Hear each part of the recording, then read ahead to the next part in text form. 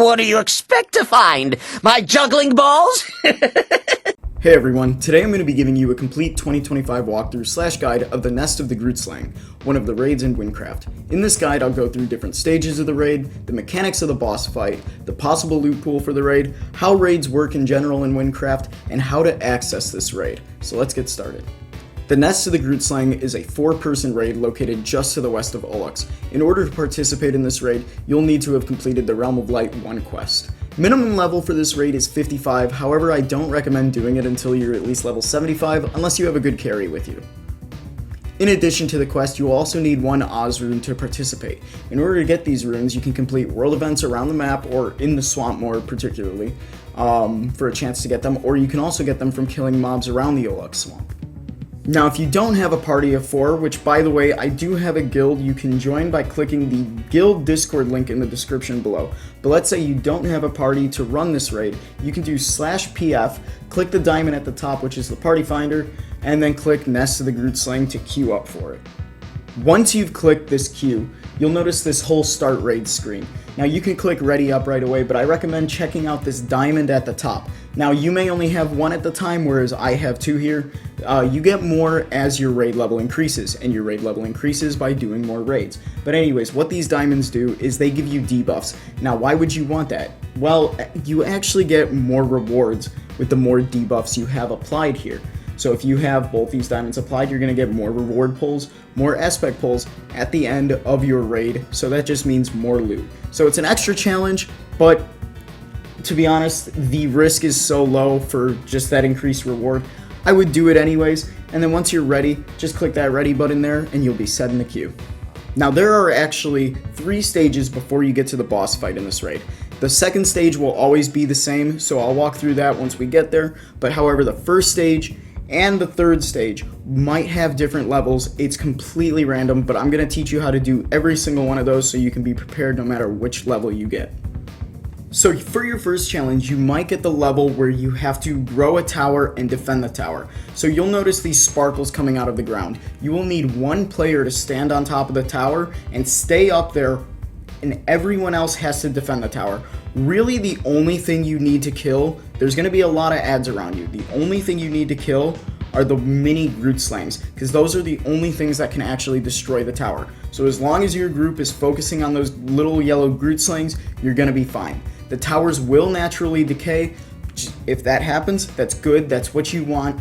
Just get onto the next tower and keep going until the door opens. If you don't kill the Grootslags in time, they will actually destroy the tower before the timer runs out, and you're just going to be stuck in that room a lot longer.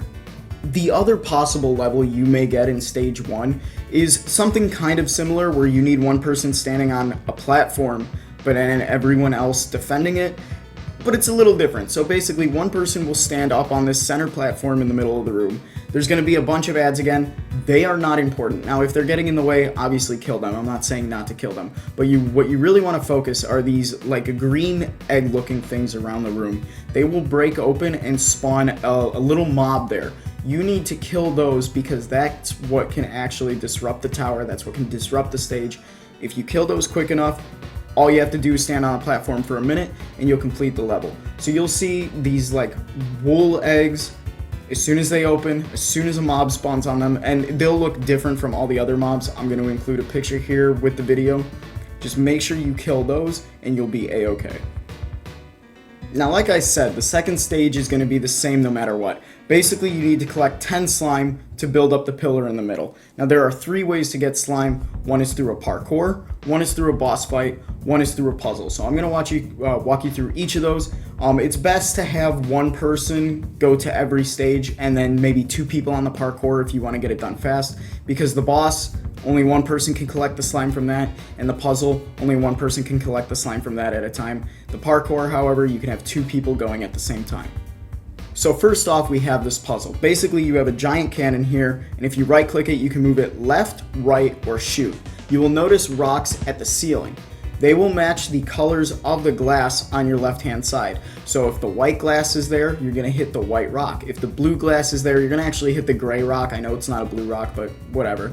If the red glass is there, you're going to hit the orange/red rock, and if the yellow glass is there, you're going to hit the yellow rock. Now the order is left to right, so if it is red, red, red, white, white, you're going to hit 3 red rocks in a row, and then 2 white rocks in a row. So you'll kind of see how I do the puzzle here. And then once all the rocks fall and it says you get the speed boost, you don't need to do the parkour. If you want to do it quickly, just use your jump ability or your teleport or whatever class you are to just get to the other side of the chasm. And this slime will actually get you 2 pieces where the others don't. Next, you have the parkour, which I don't think I need to explain much. You just hop on this little block here, it'll bounce you back and forth, and then you just do a couple jumps and you collect the slime, woohoo, and then go add it to the tower. And the final part of this room is the mini boss fight. All you gotta do is go in there, kill the guy, you'll get the slime, and then you can add that to the tower too. Once your team collects 10 slime, everyone is able to ascend the tower and move on to the 3rd stage. So like I said, the 3rd stage can be one of 2 different levels. The first one is a combat level. So 2 people will stay on the top, 2 people will go down to the bottom. You can only do 2 and 2, you can't do 3 and 1, you can't do 4 and 0. It has to be 2 people on the top, 2 people on the bottom. Now if your party is all like misleveled, like you have 2 low levels and 2 high levels, I recommend sticking 1 high level with each low level so you're not waiting. But basically the people who go on the ground will fight a boss or a mini boss, and when they kill that mini boss, it'll raise up, and then the people on the top need to kill that mini boss. Then when they kill that, the next mini boss on the bottom will spawn, they kill that, it moves up, the next mini boss on the top will spawn, and you go back and forth killing the mini bosses until each the top and the bottom have killed 4 mini bosses. And then you can go on to the final boss of the raid. The other possible level you can get on stage 3 is the hammer. So one person will need to grab the hammer and everyone else needs to defend the person with the hammer. So in this perspective, I have the hammer here. All you need to do is click the cracks on the boulder. So the first boulder will break right away once you click that, and it's left click, not right click. And then you move through to the next boulder. Now the next boulder will have 0% damage done to it. The cracks will disappear and reappear. Just make sure you click them as soon as they pop up. Every time you click one of the cracks, it'll do 20% damage. At 100%, the boulder will break, and you can move on to the next boulder. You need to do this until all the boulders break and you clear a way to the entrance. Now it will say that you can use the hammer to break bug shells. Realistically, you don't need to do that. I never focus on that. It's not that important. As long as the other 3 people on your team can control the ads, you are A-okay. How I recommend to start this boss fight is everyone standing at the very wall you spawn at, because it's going to charge at one of you. Set up your traps, set up everything, set up your totems, whatever you gotta do, have it charge at that wall, and then everyone is there, everyone can get boosts, your support healing, everything, and then do as much damage at the very start right there as possible. And then once it starts moving around, then you can start spreading up. But you kind of want to keep to that area, that way you can keep getting him coming back there, and all your support can actually apply the buffs to you, can heal you, and all that stuff. So I do recommend setting up against this wall here. Everyone kind of knows that already, so if you are new, that is the main tactic of this raid. Now the Grootslags has multiple attacks, but don't worry, I'm going to walk you through each of them and tell you what all of them do. So the first one is actually called Maw Rush, and basically what it does is it just opens its mouth and just charges at directions all across the arena. Now you will actually see particles shoot out of its mouth beforehand, indicating where it's going to go. Now it shoots out a whole couple lines of particles. All you need to do is look at what the last line is, and that is the way he is charging. You don't need to look at the first line, you don't need to look at the middle line. The last line of particles that pop out is the direction he's gonna go. Just make sure you're not in the direction and you'll be fine. So this one is kind of a twofer. It's called the Surf Shock. Basically what it is the Grootslags will go underground, pop back up, and do damage in a bunch of different ways. So you'll notice these little green circles sitting around the arena. Keep that in mind, right? So when the Grootslags goes underground, right, a big green circle will pop up. That is where he is gonna pop out of. When he pops out, a big white shockwave will come across the entire arena, and this thing does massive damage. You need to make sure you are jumping over that, or you might get stuck in a complete stun lock and killed, or it's just gonna obliterate your health. So just make sure you jump over it. On top of that, those small green circles that I talked about, as soon as the shockwave hits those green circles, rocks will pop up from underneath the ground and also do damage there. So when you see the Grootslag come up out of the ground and you see that white shockwave, just make sure you jump over the white and make sure you avoid the green circles. Next is the Grootslag's rage state. Basically, it'll just start spinning in a circle and it'll get into like a little rage mode. And then he'll go quicker back and forth across the whole arena. You'll notice he definitely speeds up and his attacks will do more damage for that period of time.